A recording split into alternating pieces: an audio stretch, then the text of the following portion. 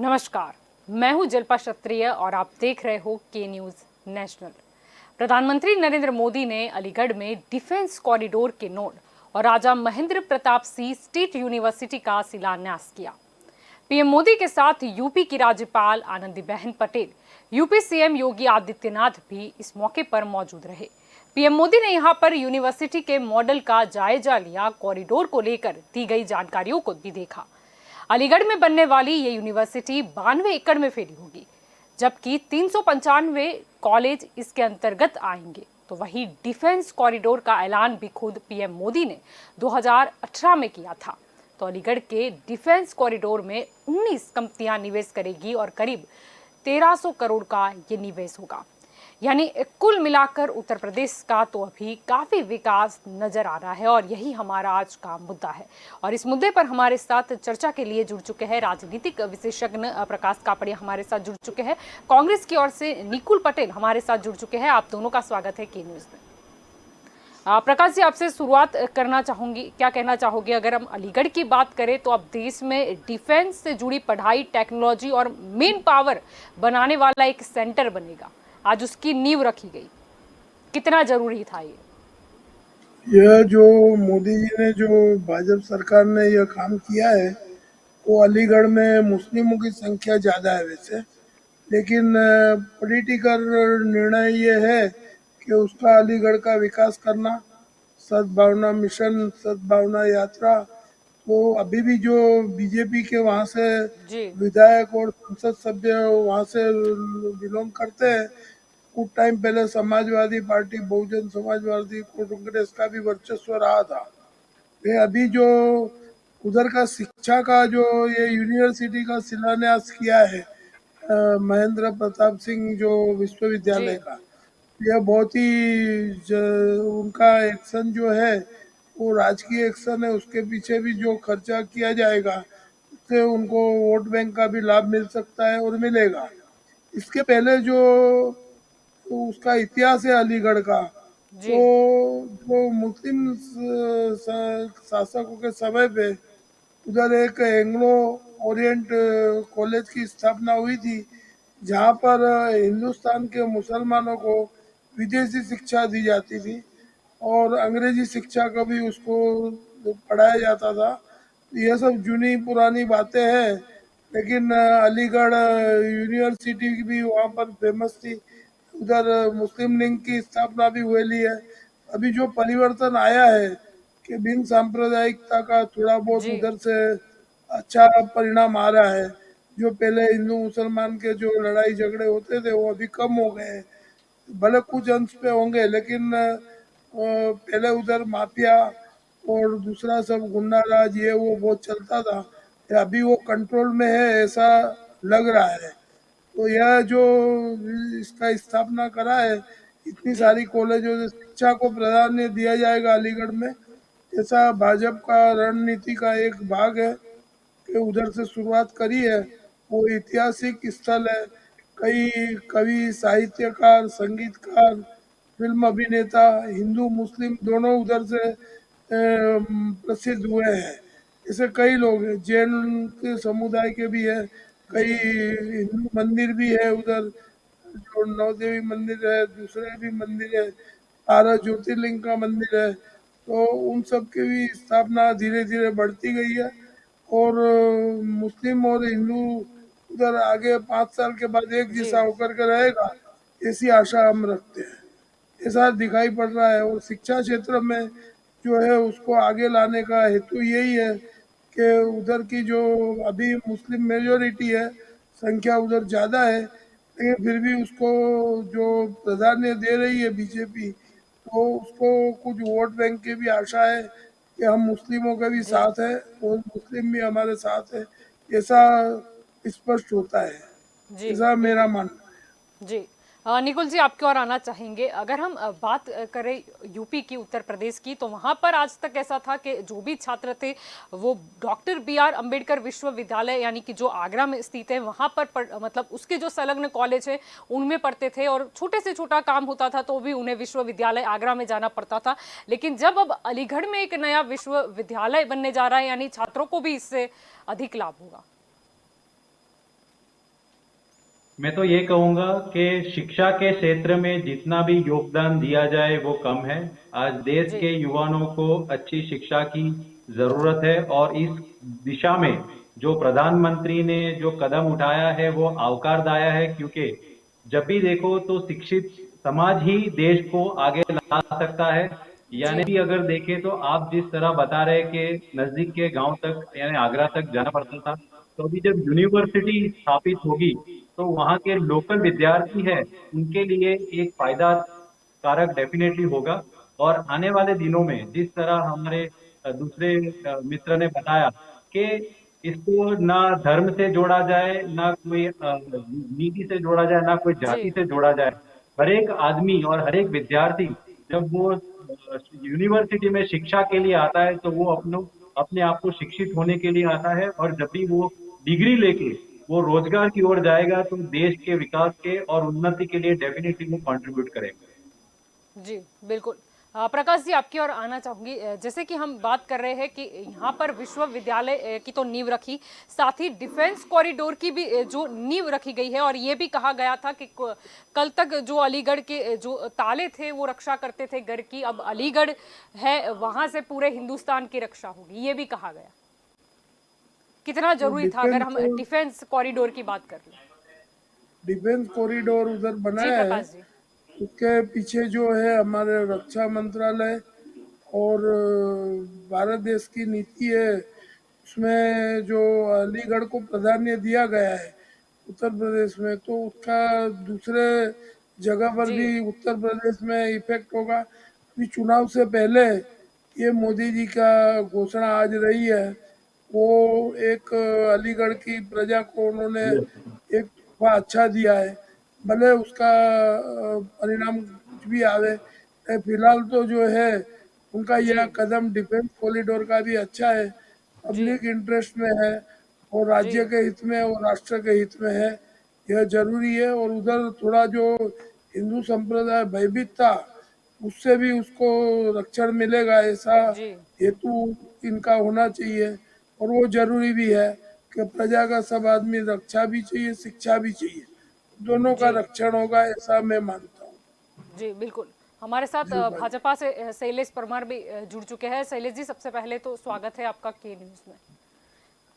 शैलेश जी आपकी ओर आना चाहूंगी। अलीगढ़ में अगर हम बात करें कि जिस तरीके से पीएम नरेंद्र मोदी ने नींव रखी है यूनिवर्सिटी की, अगर ये यूनिवर्सिटी के बारे में हम अगर थोड़ी चर्चा करें तो ये 92 एकड़ में फैली होगी, और इसमें ये भी कहा गया है कि 395 जो कॉलेज है वो इसके अंतर्गत आएंगे। ये कितना जरूरी था, क्योंकि आज तक तो सिर्फ आगरा वाला विश्वविद्यालय था, अब जब दूसरा विश्वविद्यालय मिलेगा तो शिक्षा का स्तर और कितना ऊपर जाएगा?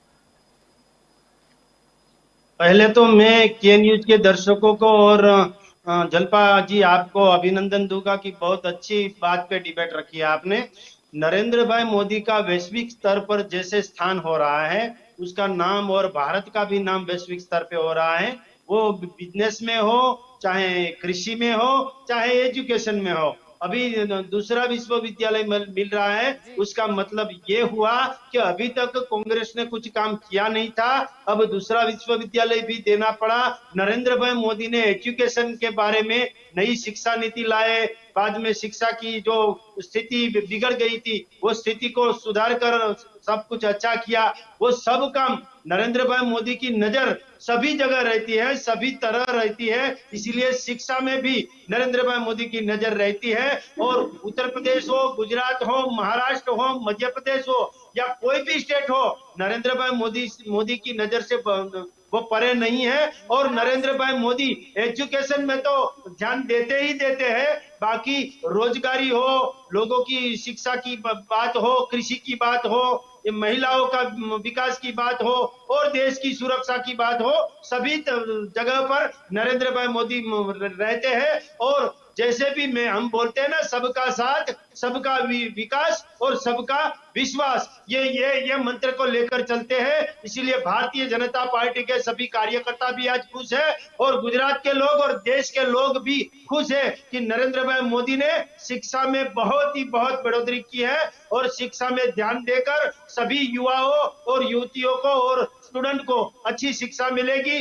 विदेश जो जा रहे हैं वो विदेश भी नहीं जाएंगे, और विदेश से ज्यादातर जो लड़के लड़कियां हैं वो यहाँ पढ़ने आएंगे, और जो बिजनेस में आत्मनिर्भर देश को बनाना था वैसे ही शिक्षा में भी देश आत्मनिर्भर बने, उस तरफ का ये कदम है। जी निकुल जी, आपकी ओर आना चाहूंगी। यहाँ पर यह भी चर्चा हुई जब हम एक नए विश्वविद्यालय की बात करते हैं कि एक नए मतलब सिरे से बनेगा। अभी जो विश्वविद्यालय है वो तो सारे काफी पुराने हैं, वो हमें पता है।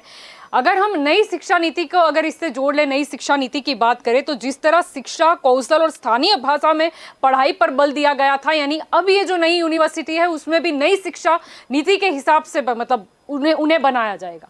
यानी अलीगढ़ अगर हम ये यूनिवर्सिटी की बात करें तो वो नई शिक्षा नीति के आधार तो होगी ही, लेकिन अगर हम साथ में पुरानी जो यूनिवर्सिटी है उसे भी जोड़ दे तो कितना अपडेट करने की आवश्यकता। मैं सबसे पहले आपके दर्शक मित्रों को बताना चाहूंगा कि उत्तर प्रदेश की अगर हम बात करें तो का नींव आजादी के बाद तुरंत ही बनारस हिंदू यूनिवर्सिटी है, वहां से चालू करेंगे तो अनगिनत है, आईआईटी है, आईआईएम है, वो सब ऐड करेंगे इस नई यूनिवर्सिटी को। और आप जब नई शिक्षण नीति की बात कर रही है तो मैं ये बताना चाहूंगा कि अलीगढ़ यूनिवर्सिटी जो भी बन रहा है, जो राजा महेंद्र प्रताप सिंह, वो हायर एजुकेशन में आता है। अगर हम जब वो शिक्षण की बात करते हैं तो प्राइमरी एजुकेशन, सेकेंडरी एजुकेशन, उसकी बात करें तो न्यू एजुकेशन पॉलिसी 2020 का जो डॉक्यूमेंट है वो 60 पाने का डॉक्यूमेंट है। उसमें स्पष्ट इन्होंने ही लिखा है कि आज की तारीख में भी ग्रॉस एनरोलमेंट रेशियो है वो 50% से कम है। यानी आज भी इतने सारे विद्यार्थी हैं जो आज छूट रहे हैं मूल प्रवाह के शिक्षण से। दूसरी बात मैं बताना चाहूंगा कि प्राइमरी एजुकेशन में आज वही रिपोर्ट बता रहा है कि 1,00,000 शालाएं ऐसी है जिसमें शिक्षक एक ही है। तो अगर हम गुणवत्ता शिक्षण की बात करेंगे तो ये भी एक बहुत बड़ा पहलू है जहां पे जो भी सरकार है उसको ध्यान देना पड़ेगा। आने वाले दिनों में नई शिक्षण नीति मल्टी डिसिप्लिनरी एग्जिट और multi disciplinary entry, academic bank credit की बात की गई है, तो डेफिनेटली आने वाले दिनों में ये सीधा फायदा विद्यार्थियों को होने वाला है। लेकिन कितना फायदा होगा, कैसे होगा, कब होगा, वो अभी अभी डॉक्यूमेंट में ही है, तो आने वाले दिनों में ये पता चलेगा कि कितना फायदा होगा। जी प्रकाश जी, आपकी ओर आना चाहूंगी। अगर हम बात करें तो ये भी चर्चा का अहम मुद्दा रहा था कि अलीगढ़ नोड में छोटे हथियार है, drone, aerospace, metal components, defence, अगर हम पैकेजिंग की बात कर ले, जैसे उत्पाद अब बन सकेंगे। ये भी कितना आवश्यक था, क्योंकि अगर हम बात करें अभी के, अगर हम समीकरण भी देखते हैं देश और दुनिया के, तो कहीं ना कहीं डिफेंस को स्ट्रॉन्ग करने की आवश्यकता और अपडेट करने की आवश्यकता तो थी। ये ये आवश्यकता कदम देश को कितना जरूरी है। फायदे का है? जी देश को ये फायदे कारक है। अलीगढ़ में अभी तक ताले, छरिया और केचिया ऐसा सब बनता था। अब अलीगढ़ को एक परिवर्तन मिलेगा कि ये बड़े हथियारों का ये जो डिफेंस कॉरिडोर बनाया है उसमें इतने निवेशक आएंगे, जैसे आपने बताया कि बड़े करोड़ों, 1300 करोड़, 13,000 करोड़ या जो भी जी बड़ी मात्रा में आएंगे। तो एक अलीगढ़ का फ्यूचर है, वो भाजपा सरकार है, वो उसको अच्छा नेतृत्व देना चाहती है कि जो निवेशकार उसमें ज़्यादा आवे। तो मोदी जी वैसे भी जो व्यापार बड़े निवेशकारों को आकर्षित करने में माहिर है, और इतना निवेश हो गया है तो उससे रोजगारी भी अलीगढ़ में मिलेगी। और उत्तर प्रदेश में वो रोजगारी में दूसरी जगह से लोग भी उधर आएंगे रोजगारी के लिए, तो उसके भी वोट बैंक का उनको चुनाव पे बेनिफिट मिलेगा, ऐसी घोषणाएं करी है। दूसरी जो हायर एजुकेशन के लिए इन्होंने 4% वार्षिक ब्याज की जो घोषणा करी है कि जो हायर एजुकेशन में 4% ब्याज पे ईयरली उसको धनराशि दी जाएगी, तो वो भी एक अच्छा प्रावधान है। लेकिन प्राइमरी, जैसे निकुल जी ने बताया, प्राइमरी एजुकेशन है, प्राथमिक शिक्षा की जी गुणवत्ता बहुत पाए का स्थान है। वो उसकी नींव जो है वो गुणवत्ता वाली होनी चाहिए प्राइमरी एजुकेशन। अगर प्राइमरी का नींव बराबर नहीं है जी तो हायर एजुकेशन कितना भी अच्छा दे दो, उसकी ग्रोथ इतनी शिक्षा में नहीं होगी यदि पहले जी बेस प्राथमिक मजबूत शिक्षण करना को होगा। महत्व जी नहीं दिया जाए तो उसको देना चाहिए। ऐसा निकुल जी का जो ओपिनियन है वो सरकार को ध्यान में लाने जैसा है कि प्राइमरी एजुकेशन, जिस देश का बचपन बूढ़ा है तो उस देश की जवानी क्या होगी। तो ये बचपन से ही उसको शिक्षा का क्षेत्र बहुत मजबूत होना चाहिए और गुणवत्ता वाला होना चाहिए, क्वालिटी एजुकेशन होना जी चाहिए। सिर्फ हायर एजुकेशन में क्वालिटी एजुकेशन वो प्राप्त नहीं कर पाएगा, तो इसलिए प्राइमरी एजुकेशन को प्राधान्य देना बहुत जरूरी है। जी बिल्कुल। शैलेश जी आपकी ओर आना चाहूंगी। यहाँ पर ये जो डिफेंस कॉरिडोर की अगर हम बात करेंगे तो ऐसा भी कहा गया कि अलीगढ़ के डिफेंस जो कॉरिडोर है उसमें 19 कंपनियां निवेश करेगी और करीब 1300 करोड़ का निवेश होगा। और जिस तरीके से हम बात कर रहे थे कि पहले जो अलीगढ़ है वो शायद घरेलू जो ताले के उत्पाद होते थे, यानी कहा जाता था कि हमारे जो घर की रस्ता है वो अलीगढ़ के ताले कर रहे हैं, लेकिन अब शायद इस तरीके का कॉरिडोर आया है और अभी तो नींव रखी गई है। शायद आने वाले समय में ऐसा भी होगा कि ये कहा जाएगा कि अलीगढ़ जो है वो हिंदुस्तान की रक्षा कर रहा है। और कितना जरूरी था ये डिफेंस कॉरिडोर।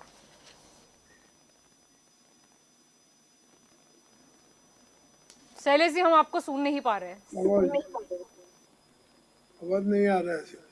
हाँ मैंने जी म्यूट अब किया। सुनाई दे रहा है। जी जी शैलेश जी। हाँ हाँ, आपकी बात पूर्णतः सही है कि अभी जो अलीगढ़ में कॉरिडोर जो हुआ है उनमें जो अभी उत्तर प्रदेश की बात ये नहीं है, पूरे देश के गौरव की बात है। और जब पूरे प्रधानमंत्री और मुख्यमंत्री योगी योगी जी दोनों हैं वहां पे, और पूरे भारत में ये ऐसी बात है कि पूरे भारत के एजुकेशन में बढ़ोतरी होगी। और पहले आपने भी कहा कि अलीगढ़ के बारे में ऐसा कहा जाता था, मगर जब से नरेंद्र भाई मोदी आए हैं और उन्होंने जैसे ही शिक्षा में ध्यान देना शुरू किया है, अभी पहले भी मैंने बात की कि नई शिक्षा नीति हो, शिक्षा में सुधार हो। पूरे देश में शिक्षा में सुधार हुआ है। 70 वर्षों से एक ही शिक्षा प्रणाली थी, उसको बदलकर ये नई शिक्षा प्रणाली लाए हैं और नए से सभी कोर्सेज भी शुरू हो गए। इसका ये अलीगढ़ में जो हुआ है वो ये आप जी अलीगढ़ यूनिवर्सिटी की भी बात कर रही थी, तो उसमें जो हुआ है वो एक प्रकार के शिक्षा में बढ़ोतरी की ही बात है। और मैं गर्व के साथ कह सकता हूँ कि जहां नरेंद्र जी भाई मोदी की नजर पड़ी, या कृषि हो, एजुकेशन हो, बिजनेस हो, युवा हो, महिलाओं के जी रोजगारी की बात हो, सभी तरह में नरेंद्र भाई मोदी सफल हुए हैं। विदेशों से यहाँ जो एमओयू हो रहा है वो कई तरह के शिक्षा में भी एमओयू हुए हैं। शिक्षा में बढ़ोतरी के लिए ऐसे सर्व शिक्षा अभियान जो जैसे चला रहा है, वैसे ही केंद्रीय विद्यालय है, नवोदय विद्यालय है, ये सभी तरह काम करती है। मगर ये यूनिवर्सिटी स्थापित की गई है। मैं उस सभी भारत के देश के लोगों की तरह से अपने आदरणीय नरेंद्र भाई मोदी बड़ा प्रधान है, उनको लाख लाख अभिनंदन देता हूं कि हमारे जैसे कई स्टूडेंट यहाँ पढ़ सकेंगे और कई स्टूडेंट की जिंदगियां यहाँ बनेगी, उसका जीवन बनेगा, उसकी कारकिर्दी बनेगी। इसीलिए नरेंद्र भाई मोदी को मैं अभिनंदन देता हूँ। जी निकुल जी आपकी ओर आना चाहूंगी। अगर हम चर्चा कर रहे थे जैसे कि अब अलीगढ़ नोड है उसमें छोटे हथियार, drone, aerospace, metal components, defence packaging जैसे उत्पाद बनेंगे, ये कितना जरूरी था। अगर हम इस वक्त अगर हम देश और दुनिया की सिचुएशन पर गौर करें तो इतना तो समझ में आ गया है कि अगर डिफेंस मजबूत होगा और सिमिलरली हमारा अर्थतंत्र भी इतना मजबूत होगा तो ही हम जो दूसरे देश है उससे मुकाबला कर सकेंगे। मैं आपकी बात से सहमत हूं, क्योंकि कोई भी देश का संरक्षण बहुत ही जरूरी है। जैसे जिस तरह से पड़ोसी देश, आपने देखा होगा कि चीन ने जिस तरह लद्दाख के अंदर और जिस तरह घुसपैठ किया था, तो अपने सैनिकों को जो चाहिए अगर हम खुद बनाने लगेंगे तो वो अपने देश के लिए अच्छा रहेगा। पर अपना देश DRDO है, HAL है, PSLV है, जैसा बहुत सारा ऑलरेडी आप देख सकते हैं कि देश के अंदर बन रहा है। और ये जो एडिशन हो रहा है वो देश के जी फायदे के लिए होगा। जिस तरह मेरे भाजपा मित्र ने बताया कि बहुत सारे MOU हुआ है, ये होगा, ये फायदा होगा, मैं बोलता हूँ जिस बेस के मॉडल पे आज देश में भारतीय जनता पार्टी की सरकार है, मैं एक छोटा सा उदाहरण MOU का यहाँ आपके समक्ष और आपके श्रोता मित्रों को लाना चाहूंगा कि 2003 में जब वाइब्रेंट समिट नाम का कुछ इंटरनेशनल इन्वेस्टमेंट का बात हो रहा था, तो धीरे धीरे करके वो इन्वेस्टमेंट अगर हम देखें तो 741 बिलियन US डॉलर का बात हुआ और करीबन 50,000 जितने MOU हुए। अगर वो हम रुपये में कन्वर्ट करेंगे तो वो ट्रिलियन में हो जाएगा। अगर मैं बोलता हूँ 2003 से 2021 तक इतना इन्वेस्टमेंट अगर गुजरात में हुआ होता तो आज गुजरात का युवा बेरोजगार ना होता, शिक्षा के अंदर मल्टीनेशनल यूनिवर्सिटीज होती। पर देखो, जिस तरह से बोला जाता है उस तरह से होता नहीं है। इसलिए आने वाले दिनों में होता है वो देखना चाहिए। मुझे तो अभी जो लग रहा है कि आने वाले दिनों में जैसे उत्तर प्रदेश का चुनाव है, तो उसके तहत ये कोई घोषणा की गई है, जैसे गुजरात के अंदर प्राइवेट फीस एक्ट करके 2017 में कोई संविधान लाया गया था, उसके बाद प्राइवेट स्कूल में फी में कभी कमी नहीं हुई। जी प्रकाश जी, आपकी ओर आना चाहूंगी। यहाँ पर जब निवेश की चर्चा हो रही है, अगर हम बात करें, अगर आज जैसे कि हमारा आज उत्तर प्रदेश हमारा टॉपिक है, अगर हम उत्तर प्रदेश की बात करें तो फरवरी 2018 की अगर हम बात करें तो पहले इन्वेस्टर समिट का उद्घाटन किया गया था, जिसका परिणाम था कि अगर यूपी की हम बात कर ले तो उसमें 3 लाख करोड़ का निवेश हुआ था, जिससे रोजगारी मिली थी। यानी अगर हम किसी भी स्टेट की अगर चर्चा कर ले, लेकिन ये बहुत ही जरूरी होता है, अगर हमें रोजगार चाहिए और अगर हमें फिर से मतलब करना है तो कहीं ना कहीं उस हिसाब का मैनेजमेंट भी करना होगा। मतलब निवेश के लिए आप एक प्रोजेक्ट तो लाते हो, लेकिन उसके बाद की जो प्रक्रिया है वो भी सही मायने में होनी बहुत जरूरी है। जैसे हम यूपी में अगर बात करें, यूपी में जो अभी जो इलेक्शन के कारण ये सब घोषणाएं हो रही है, सब प्रजा मानती है उत्तर प्रदेश की, लेकिन यह घोषणाओं का इम्प्लीमेशन जो है वो बहुत इम्पोर्टेंट है। आज घोषणा करना, वोट बैंक को हासिल करने के लिए एमओयू की बात करना, लेकिन दिखाई जाती है सपने, लेकिन वो पूरे कितने होते हैं। लेकिन फिर भी मैं एक चीज अच्छी समझता हूँ कि इतनी घोषणा हुई, कुछ नहीं तो 10-20% भी अमल होवे वो रकम का, तो भी लोगों को रोजगारी प्राप्त होगी, भले पूरा नहीं होवे तो भी। लेकिन सरकार ये घोषणा करती है तो कुछ न कुछ पेपर पे रहेगा, कुछ डिले होगा, ये सब वहीवटी कारण है, एडमिनिस्ट्रेटिव रीजन है, तो डिले भी होता है और नहीं भी होता है। जैसे गुजरात की बात है, उसमें भी जो एमओयू हुए उसमें सफल एमओयू बहुत ही कम थे। जब सबमिट रखा या ऐसा सब भी जो निवेशकों को आकर्षित करने के लिए किया जाता है, अब वो निवेशक आकर्षित तो हो जाता है, लेकिन बाद में जो उसमें इन्वेस्ट करने की बात आती है, एमओयू होना और रियलिटी में इन्वेस्टमेंट होना और रियलिटी में उसका परिणाम लक्षी जी इम्प्लीमेशन होना, वो सब जी बहुत डिफरेंस, तीनों चीज में डिफरेंस पड़ता है। जी तो वो सरकार को एक ध्यान देना चाहिए कि जो घोषणा करी है जी उसका टारगेट नक्की का है, समय सीमा जी नक्की करी है, बिल्कुल वो समय सीमा में वो पूरा होना चाहिए, लेकिन वो नहीं होता है। वो जो है वो एक राजकीय घोषणा है, तब प्रजा ऐसा समझती है कि ये राजकीय स्टेटमेंट है।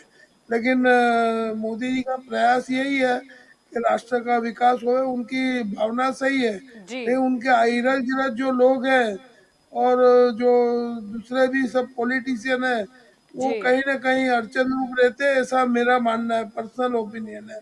और जी पब्लिक भी थोड़ा कुछ ऐसा समझती है कि मुख्य प्रधानमंत्री की घोषणाएं सही है, लेकिन इम्प्लीमेशन करने में ब्यूरोक्रेट्स क्या करता है, जी कितना भ्रष्टाचार करता है, कितना पैसा वो लाभार्थी तक पहुंचता है, नहीं पहुंचता है, ये सब देखने का, सुपरविजन करने का।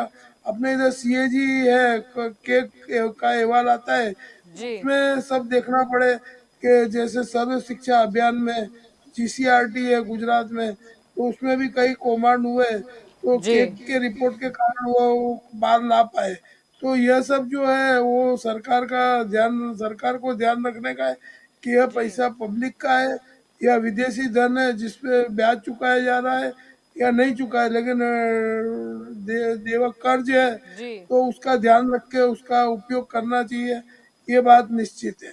तो ऐसा बिल्कुल होगा तो यह घोषणा का अमल होगा, तो वो उत्तर प्रदेश की जनता, देश के लिए, राष्ट्र के लिए बहुत ही अच्छा कदम रहेगा, ऐसा मेरा मानना है। जी बिल्कुल। शैलेश जी, आपके पास आना चाहूंगी। यहाँ पर ये भी घोषणा हुई थी, अगर हम बात करें मेरठ की, तो मेरठ में हॉकी के जादूगर मेजर ध्यानचंद के नाम पर एक स्पोर्ट यूनिवर्सिटी भी खोलने जा रहे हैं, उसके बारे में भी बताया गया। अगर हम आज की बात करें, क्या कहना चाहोगे? खेलकूद कितनी आवश्यकता है? मतलब हम डिफेंस कॉरिडोर ला रहे हैं, हम पढ़ने के लिए विश्वविद्यालय भी ला रहे हैं, और साथ ही एक स्पोर्ट यूनिवर्सिटी भी जो खोलने जा रहे हैं, उसके बारे में भी कहा गया। योगी जी भी वहां पर अभी थे, इसीलिए। टोक्यो में जो ओलंपिक हुआ, उनमें हमारे भारतीय खिलाड़ी ने जो उनका करतब दिखाया वो काबिल तारीफ है। और उसमें भारत सरकार बहुत मेहनत कर रही थी और ज्यादा से ज्यादा गोल्ड मेडल हो, ब्रॉन्ज मेडल हो, सिल्वर मेडल हो अब लाए हैं। और सभी भारत देश के जितने भी स्टूडेंट हैं और स्पोर्ट्स में जो रुचि रखते हैं और स्पोर्ट्स में जो खेलते नहीं है, मगर देखने क्रिकेट जो है वो सभी लोग क्रिकेट को खेलते नहीं है, मगर क्रिकेट में सबको सबको रुचि है। वैसे ही हॉकी में भी अब रुचि होने लगी है और वैसे ही सभी जो बिरछा फेंक है सभी में सभी को रुचि रुचि होने लगी है। उसका कारण है जो स्पोर्ट्स की ग्रांटें हैं वो भी जी। नरेंद्र भाई मोदी ने बढ़ा दी। स्पोर्ट्स में जो लोग लड़के लड़कियां जाते हैं उसको प्रोत्साहित करने के लिए भारत सरकार हो या कोई भी स्टेट की गुजरात सरकार हो, राजस्थान सरकार हो, मध्य प्रदेश सरकार हो, सभी गवर्नमेंट स्पोर्ट्स के लिए सभी सभी लोगों को स्पॉन्सर करते हैं। और दूसरे देश के जो खेल हैं, दूसरे जी। देश की जो स्पोर्ट्स है वो भी हमने अपना लिया है और स्पोर्ट्स में भी हमारा नंबर आगे ही आगे बढ़ता जा रहा है। उसका कारण भी देश का जो विकास है, देश का विकास स्पोर्ट्स में भी है, देश का विकास सुरक्षा में भी है, देश का विकास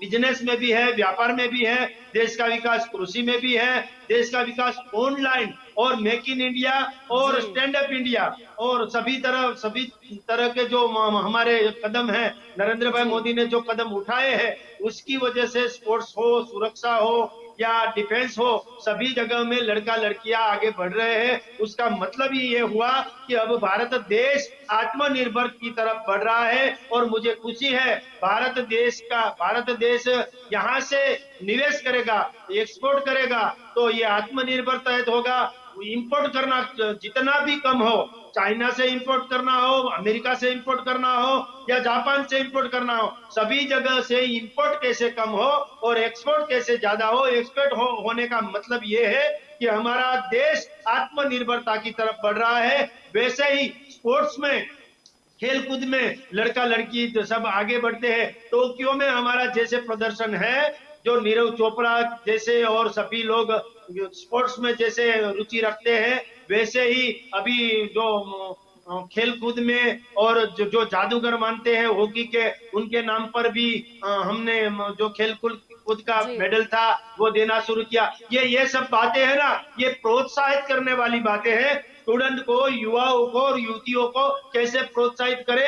और ये जो स्पोर्ट्स का और जो सुरक्षा का, डिफेंस का जो डिपार्टमेंट है जलपा जी, वो भी हमारे देश को, हमारी देश की पहचान बन सकते हैं। हमारे देश की पहचान कबड्डी का खेल है, कबड्डी का खेल पूरे विश्व में अब छा गया है। उसका मतलब भी ये हुआ कि भारत देश का नाम दूसरे देशों ने लेना भी शुरू कर दिया है और भारत देश की जो खेल कूद की सिस्टम है उसके ऊपर नजर भी सबकी है। उसका कारण एक ही है, जब से नरेंद्र भाई मोदी 2014 से भारत में बड़ा प्रधान बने हैं, तब से सभी क्षेत्र में मुनाफा बढ़ावा, सभी का साथ, सबका विकास और सबका विश्वास के साथ चलने वाली आदरणीय नरेंद्र भाई मोदी की जो गवर्नमेंट है, उसका जो कदम है, उसका एक एक निर्णय है, वो ही दिखलाता है कि आगे जाके रोजगारी की बात हो या स्पोर्ट्स की बात हो या सुरक्षा की बात हो, सभी में भारत देश की गणना सभी राज्यों और देशों को करनी पड़ेगी।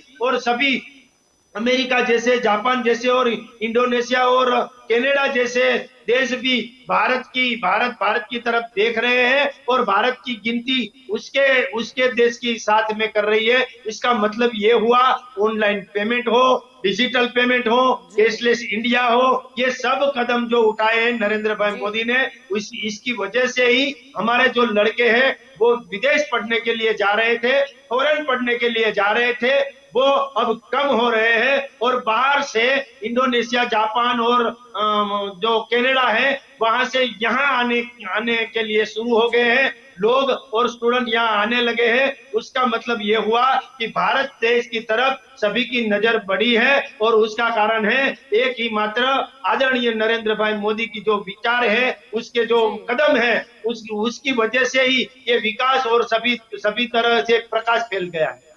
जी। निकुल जी, आपकी ओर आना चाहूंगी। प्रश्न मेरा वही रहेगा कि मेरठ में जिस तरीके से स्पोर्ट यूनिवर्सिटी खोलने का एक फैसला मतलब खोलने जा रहे हैं, कितना अहम ये, क्योंकि हमने बात हमेशा शिक्षा नीति पर की है, हमने बात शायद और मुद्दे पर भी की है, लेकिन खेल कूद को कहीं ना कहीं प्राधान्य उतना मतलब नहीं मिला। अगर हम स्पोर्ट यूनिवर्सिटी की बात करें, अगर मेरठ में जिस तरीके से अभी तो शुरुआत होने जा रही है, लेकिन साथ में ही इसे और बढ़ोतरी मिले वैसी भी हम आशा रखते हैं, क्योंकि कहीं ना कहीं जब जैसे ओलंपिक का बता रहे थे शैलेश जी, अगर ऐसे कोई बड़ी इवेंट होती है तभी सबको याद आता है कि नहीं ये भी खेल है और हमारे यहाँ पे ये मतलब उसके भी लोग हैं। अगर हम स्पोर्ट्समैन की बात करें तो कि ये स्पोर्ट्स यूनिवर्सिटी से कितना फायदा। स्पोर्ट्स यूनिवर्सिटी बनेगी तो डेफिनेटली जो खेल कूद में लोग रुचि ले रहे हैं उनके लिए फायदा कारक होगा। मैं मेरे भाजपा मित्र से अनुरोध करूंगा कि जिस नीरज जी की वो बात कर रहे हैं गोल्ड मेडल की, उनके जो ओलंपिक कोच थे वो कौन है जरा बता दे मुझे, और उनका ट्रेनिंग कहाँ पे हुआ था वो भी जरा बता दे, और स्पोर्ट्स अथॉरिटी ऑफ इंडिया और एथलेटिक्स फेडरेशन ऑफ इंडिया का कंट्रीब्यूशन क्या था। वो तो JSW स्पोर्ट्स नाम की संस्था थी जिसने पूरा खर्चा उठाया और यूरोप जाके उन्होंने वो ट्रेनिंग ली। तो मेरी तो अनुरोध है वैसी शिक्षा अगर भारत में स्पोर्ट्स लोगों को मिलने लगी तो बहुत ही बढ़िया होगा। मेरा अनुरोध है कि जो भी कदम देश के उन्नति के लिए उठाया जाए कोई भी क्षेत्र, तो वो देश के फायदे के लिए होगा। आने वाले ओलंपिक्स जो भी फेडरेशन के गेम्स रहेंगे उसमें होगा। और आप सोच सकते हैं कि आई थिंक 2040 या 38 में जो ओलंपिक्स है उसमें अहमदाबाद ने भी अपने को नॉमिनेट किया है कि हम आयोजन करना चाहते हैं। तो अगर उस टाइम तक अगर हम अपने इतने खिलाड़ी पैदा कर ले कि जो आके हम जो टेबल है टैली टेबल है उसमें हम प्रथम आए, तो वो एक बहुत ही बढ़िया कदम होगा। मैं आपको चाहूंगा कि जिस तरह शैक्षणिक संस्थाओं की बात करें तो आज उत्तर प्रदेश के अंदर 75 ऐसी संस्था है जो शिक्षा के अंदर खुद का कंट्रीब्यूशन कर रही है। ऐसा नहीं है कि आज ही हुआ, ये देश का विकास धीरे धीरे करके होता है। आज उत्तर प्रदेश के जो युवाओं का इस देश के एडमिनिस्ट्रेशन में जो योगदान है, आप अगर देखें तो IAS IPS ऑफिसर्स जो है जो देश को चलाते हैं वो वहां से ज्यादा है। अगर डॉक्टरों की बात करें तो एम्स भी वहां पे है, मैनेजमेंट की बात करें तो IIM भी है। तो मेरा तो यही अनुरोध है कि जो भी कदम शिक्षा खेल कुछ भी हो वो उठाए तो अच्छा है और आने वाले दिनों के लिए देश के लिए अच्छा है। मेरे भाजपा के मित्र खाली इतना बता दे कि नीरज चोपड़ा का स्पोर्ट्स अथॉरिटी ऑफ इंडिया का कंट्रीब्यूशन क्या था। जी जी शैलेश जी।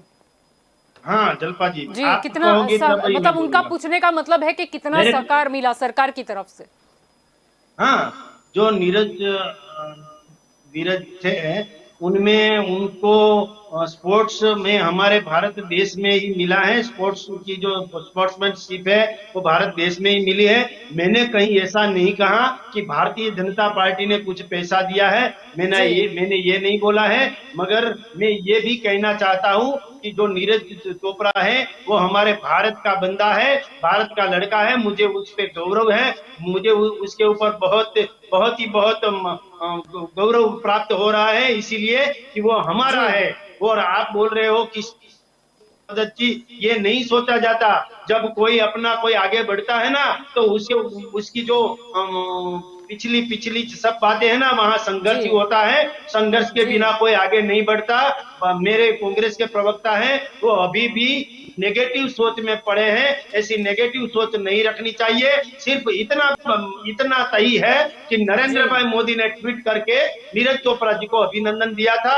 एक प्रधानमंत्री नीरज चोपड़ा जी को अभिनंदन देता है तो मानना है कि प्रधानमंत्री जी को स्पोर्ट्स में रुचि है। प्रधानमंत्री जी को उसके भारत देश का एक लड़का आगे बढ़ता है और टोक्यो में जाके भारत का डंका बजाता है, उसके ऊपर उसको गौरव है, उसकी तारीफ उन्होंने की है। और आप वैसे कह रहे हैं कि कहाँ उसका जन्म हुआ था, कैसे वो पले बड़े थे, कहाँ से पैसे मिले।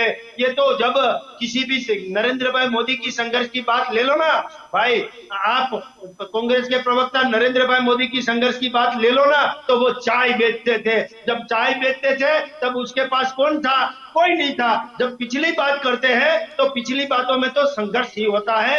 मगर मैं ये अभिनंदन के साथ नरेंद्र भाई जी मोदी को कहना चाहता हूँ और मोदी जी गवर्नमेंट को अभिनंदन देना चाहता हूँ कि उन्होंने अलीगढ़ में स्पोर्ट्स यूनिवर्सिटी बनाई है और स्पोर्ट्स यूनिवर्सिटी ओपन की है। इसका मतलब ये हुआ कि अब ये गवर्नमेंट स्पोर्ट्स की दिशा में आगे बढ़ने की सोच रही है। ये स्पोर्ट्स की दिशा में आगे बढ़ना, इसका मतलब ये देश के जो लड़के हैं, शैलेश जो भाई युवा हैं, जो शैलेश भाई स्पोर्ट्स में स्पोर्ट्स आगे बढ़ना यूनिवर्सिटी चाहते मेरठ में हैं, बनाई उसके है। लिए एक रास्ता तय किया कि आप आओ और स्पोर्ट्स यूनिवर्सिटी में आओ और आपके आपके आपके अंदर जिस प्रकार का भी जुनून है, जिस प्रकार का भी गुरूर जी है, जिसमें आपको रुचि है, आप में जिस आपका जैसा भी हुनर है, आपका कबड्डी में हुनर है, आपको हॉकी में हुनर है, जी आपको स्पोर्ट्स में जी राइफल शूटिंग में हुनर है, आपको बैडमिंटन में भी हुनर जी है, कहीं भी एक मुझे तो आनंद है। आज जलपा जी, मैं आपके माध्यम से यह भी कहना चाहता हूँ, हमारे देश की एक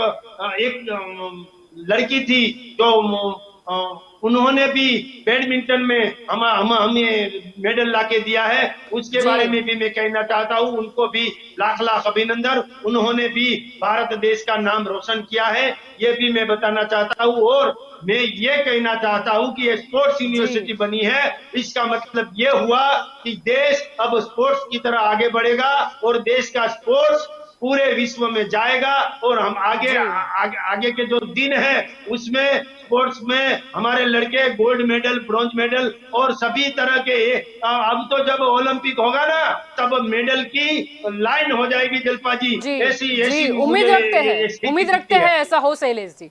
स्पोर्ट यूनिवर्सिटी अभी मेरिट की बात करें तो वहां तो खुलने जा ही रहे हैं, अगर दूसरी और जगह भी इसके सेंटर खुले तो बहुत ही अच्छा होगा।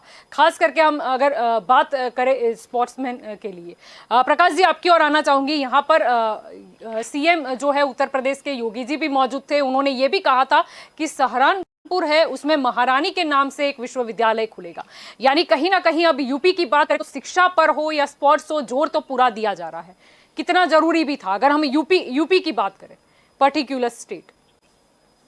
ये विश्वविद्यालयों की स्थापना यूपी में हो रही है, वो बहुत अच्छी बात है कि यूपी का विकास यदि इसका स्थापना होकर के और इम्प्लीमेशन अच्छी तरह से होता है तो यूपी के प्रजा के लिए यह भेंट सौगात मोदी जी ने या योगी जी ने जिसने भी दी होवे वो अच्छा है प्रजा के लिए, और उसमें से विकास होवे।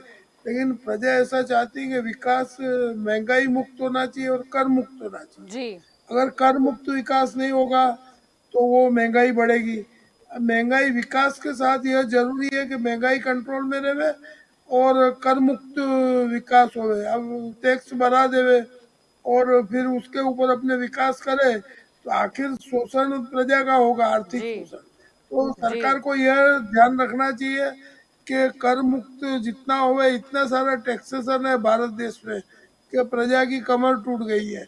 अपने विकास की बातें करते, भले स्पोर्ट यूनियन अच्छी बात है, स्पोर्ट के लिए आगे जी बढ़ना। पहले भी आजादी के बाद जी जितनी भी सरकारें आई, भाजपा की सरकार हुई, कांग्रेस की सरकार हुई, जी सबने अलग अलग अपने अपने समय काल में स्पोर्ट की तरफ ध्यान दिया ही है, क्रिकेट पे जी दिया है, दूसरी तरफ से दिया है। तो वो तो अपना देश का पुराना वो सब है, जी खेल कूद में देश आगे रहा है आजादी के बाद, वो बात निश्चित है। लेकिन जो महंगाई की बात है तो पूरे देश में कि सरकार जी कोई भी विकास करती है तो टैक्स उसमें डाल देती है। अब टैक्स में ऐसा जी है कि टैक्स मुक्त विकास होना चाहिए। जो गांधी जी का भी यह मार्ग था कि अंग्रेजों ने नमक का में टैक्स डाला था तो उनको आंदोलन करना पड़ा था। तो ऐसा विकास काम का नहीं है जो महंगाई बढ़ाए, वो आर्थिक शोषण होवे और फिर अपने बोले विकास हुआ, तो वो विकास जी विकास नहीं बैलेंस होता है। होना चाहिए।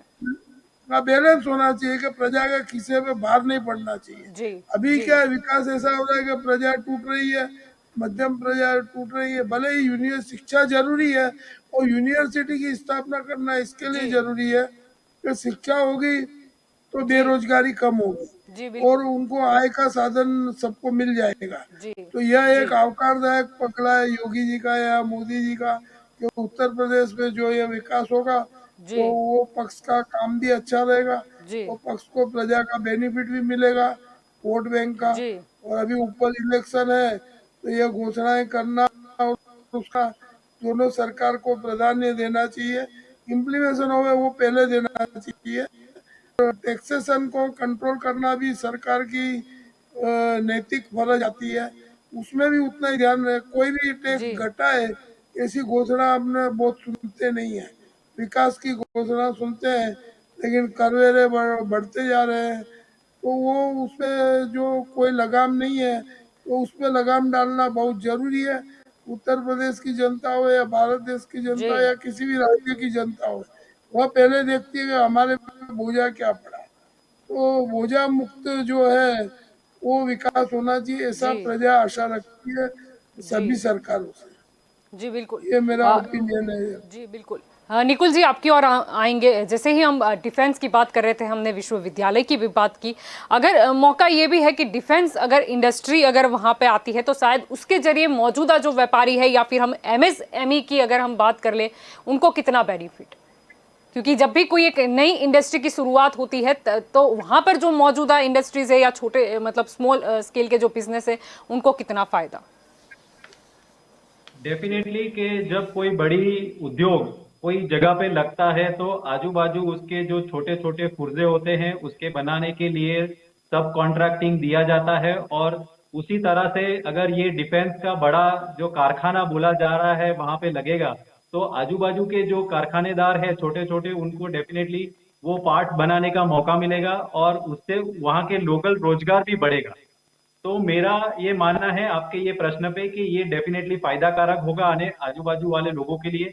पर मैं आपकी इसके साथ में एक चीज जो मेरे भाजपा मित्र ने बोला था उसको मैं ऐड करना चाहूंगा कि ओलंपिक के साल में देश में 230 करोड़ का बजट केंद्र सरकार ने कट किया था। वो आप जरा पन्ना उठला के देख लीजिए, ये हेडलाइन हुआ था एक दिन कि ओलंपिक का साल चल रहा है और देश में 230 करोड़ का ओलंपिक का बजट कट किया था।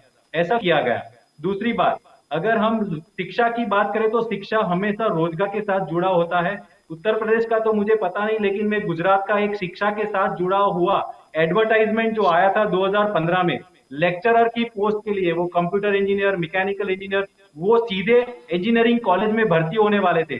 करीबन 382 पोस्ट का वो नोटिफिकेशन था। आज के दिन में भी वो भर्ती की नहीं गई है, उसका डॉक्यूमेंट वेरिफिकेशन भी 2019 में हो गया है। तो मेरे जो मित्र है उनको मैं बताता हूं कि अगर आप शिक्षा दे रहे हैं तो रोजगार का भी अवसर होना चाहिए। पर अगर सरकारी क्षेत्र की बात है तो आपको ये जो हिंदू भाई बहन, हमारे जो हिंदू भाई बहन जीपीएससी की जो कॉम्पिटिटिव परीक्षा पास करके आज रोजगार के लिए खड़े, उनको तात्कालिक नौकरी दी जाए, क्योंकि ये 382 घर का सवाल है। जी शैलेश जी आपकी ओर आना चाहूंगी यहाँ पर। ऐसा ही जी उत्तर प्रदेश में ना हो, मेरी विनती है। जी आपकी ओर आना चाहूंगी शैलेश जी। यहाँ पर बात हो रही है कि आप डेवलपमेंट कीजिए, आप सब कुछ कीजिए, लेकिन रोजगार का भी उत्पन्न हो उसका ध्यान रखिए। मतलब कहीं ना कहीं मतलब ऐसा ना हो कि कहीं जो है वो रिक्त पड़ी है जगह और वो सालों तक रिक्त ही रह जाए। जी जलपा जी शिक्षा की तरफ दिशा हमारी सरकार ने ली है। उसका मतलब ये हुआ कि यूपीएससी, जीपीएससी, आईपीएस ये सभी तरह के जो लड़के हैं वो भी तैयार होंगे और लड़कों को प्रोत्साहन मिलेगा। भाई मेरे निकुल भाई पटेल बात कर रहे थे, मैं सरदार धाम का उल्लेख करना चाहूंगा कि सरदार धाम में एक साथ 5000 लड़के लड़कियां यूपीएससी जीपीएससी की तैयारी कर सकेंगे। उसका उद्घाटन भी अहमदाबाद में जो सरदार धाम हुआ उसका ओपनिंग भी हमारे आदरणीय नरेंद्र भाई मोदी ने किया।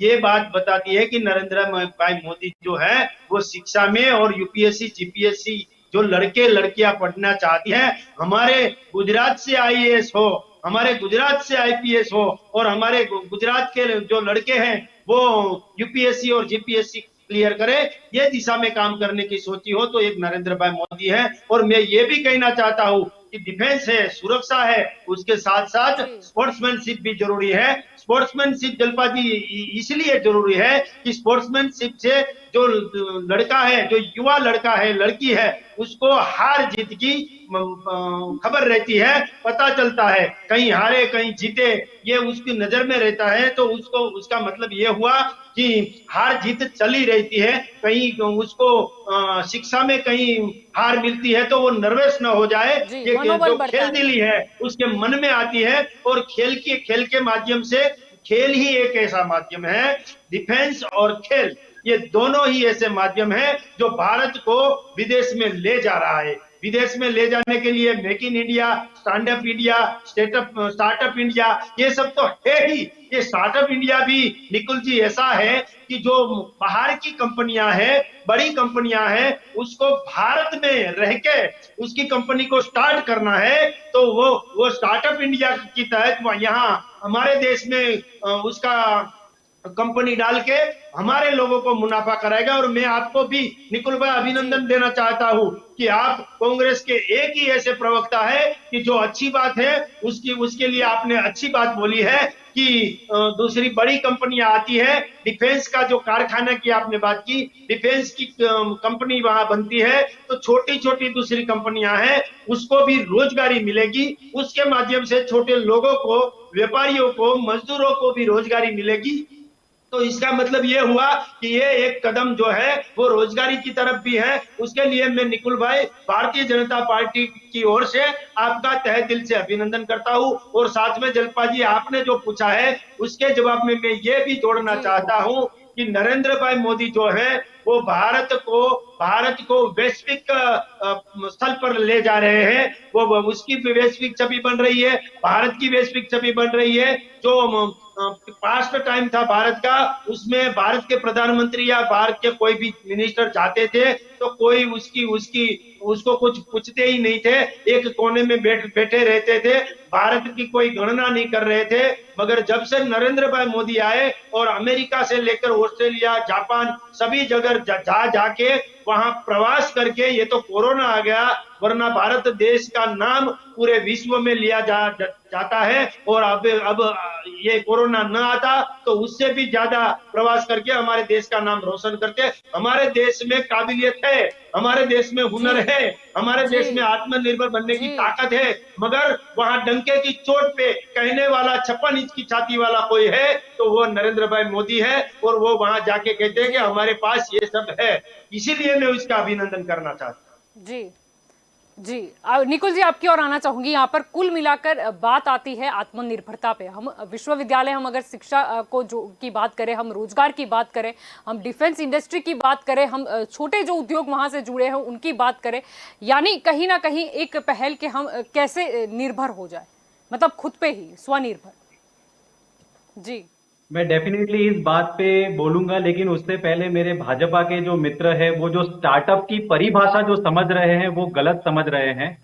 उन्होंने बताया कि विश्व की कोई कंपनी अगर देश में आके कुछ करना चाहती है उसको बोला, तो मैं उनको सही करना चाहूंगा। और मैं आपको स्टार्टअप की बात कर रहा हूँ, तीनों की बात की है।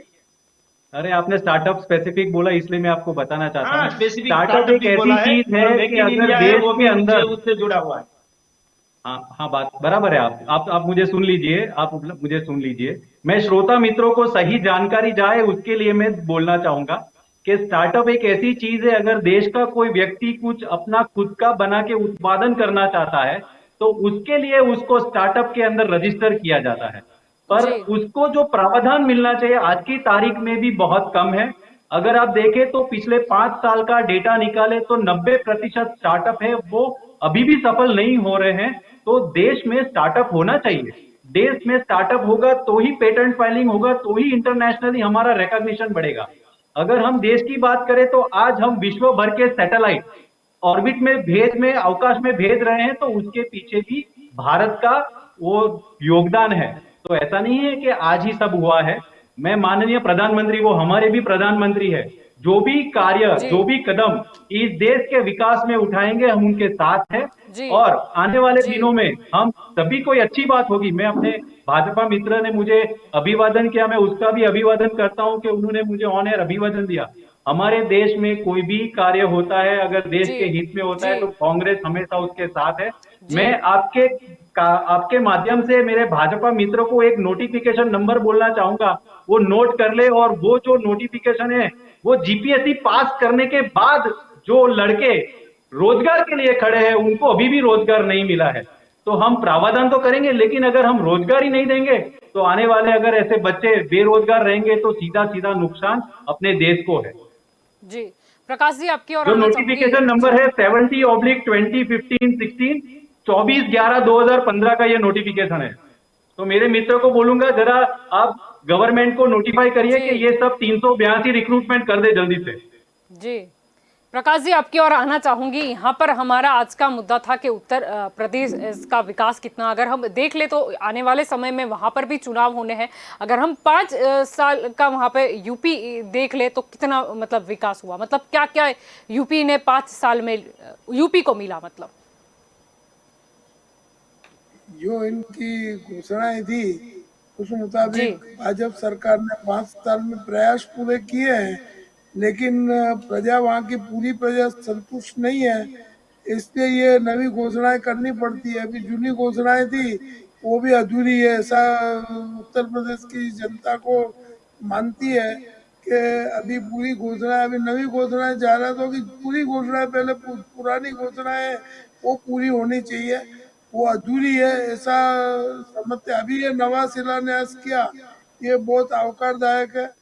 वो बराबर मेरठ के स्पोर्ट क्लब खोलेंगे, वो भी सही। ऐसी जो जी पब्लिसिटी और जाहिरात है वो जी भी आवकारदायक है, लेकिन उसका इम्प्लीमेशन हो, जो पुराने 5 साल में जो भी हुआ, हमारे प्रधानमंत्री बनारस से चुने हुए हैं वो भी है, लेकिन जो आज उन्होंने शिलान्यास किया वो भी आज राधा अष्टमी का दिन था, अच्छा शिलान्यास का दिन ढूंढ करके उन्होंने किया है, तो वो भी वो अभिनंदन के पात्र है। लेकिन ये आगे शिक्षा में आगे बढ़ना उनका हेतु है, लेकिन उसको मंजिल तक पहुंचाने का काम उनके जी पक्ष के सभी समाज का, जी हमारी प्रजा का, सबको मिलकर के काम करना। जैसे निकुल जी ने बताया कि जीपीएससी या गौण सेवा जी पसंदगी जी बोर्ड में जो है, जो जी भ्रष्टाचार चलता है, जैसे गुजरात की बात करी, तो ऐसा सभी जगह पर चलता होगा ऐसा आपने मान सकते हैं। क्योंकि जब नौकरी का प्रावधान सरकारी नौकरी का आता है तो जी निकुल जी को मालूम होगा या शैलेश जी को भी मालूम होगा कि एक तलाटी की पोस्ट के लिए भी जी क्या भाव चलता है, कैसा चलता है। तो वो जी जो शिक्षा मिलने के बाद भी यदि उसके बाद पैसा नहीं है तो उसको रोजगार नहीं मिलता है, नौकरी नहीं मिलती है। शिक्षा को प्राधान्य देना चाहिए, पैसे के कारण नौकरी जी मिले वो नहीं होना चाहिए। और हमारे गुजरात में वो हो रहा है, कई बार पुलिस की परीक्षाएं जी मोबाइल के अंदर पेपर लिखने की बातें आई थी, तो यह भी एक माइनस पॉइंट है। तो इस चीज में सरकार, सभी सरकारों को रोजगारी को प्राधान्य देना जी चाहिए। और नौकरी मिलने में कोई डिग्री है तो उसको नौकरी मिलने का ओपन ऑप्शन होना चाहिए। जी और प्राइवेट सेक्टर को ये लोग जो सरकार कॉन्ट्रैक्ट देते हैं नौकरी का, वो अभी मैं समझता हूँ कि हाल पुरता उनको स्टॉप करना चाहिए, जिससे सही आदमी को सही जगह पर रोजगार जी मिल सके।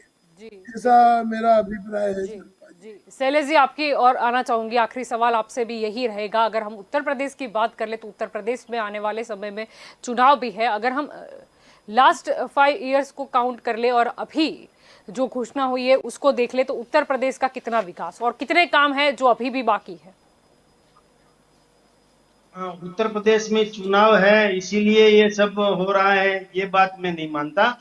कोई भी स्टेट में चुनाव हो या ना हो, ये जब जो स्पोर्ट्स यूनिवर्सिटी हो, वो आजकल कल किया और परसों हो गया ऐसी बात नहीं होती। बहुत पहले से इसका आयोजन और इम्प्लीमेशन जी करना पड़ता है। यह इम्प्लीफिकेशन है बहुत वर्षों के बाद होता है।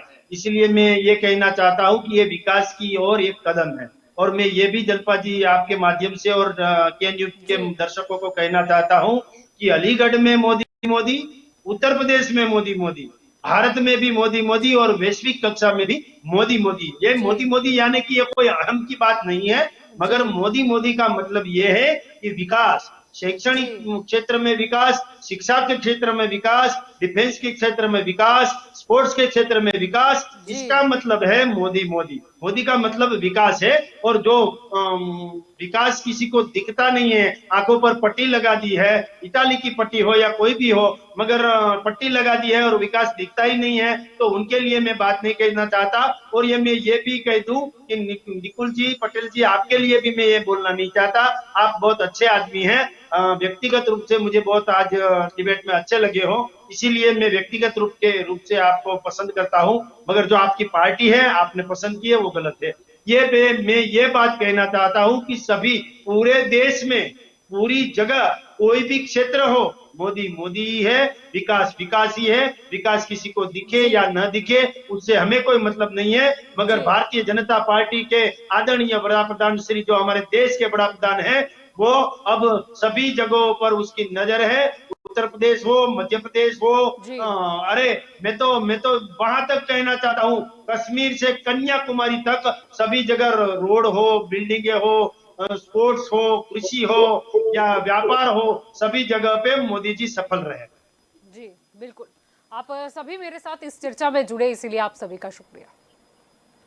तो दंगल देश का में आज का हमारा ये मुद्दा था कि यूपी में शिक्षा सैलाब आ गया। नया एक महाविश्वविद्यालय की हम बात करें तो वो उसकी नींव रखी गई, उसका उद्घाटन जो है वो पीएम नरेंद्र मोदी ने खुद किया।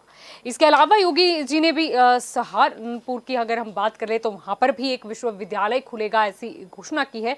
उसके अलावा स्पोर्ट्स यूनिवर्सिटी की भी बात चली।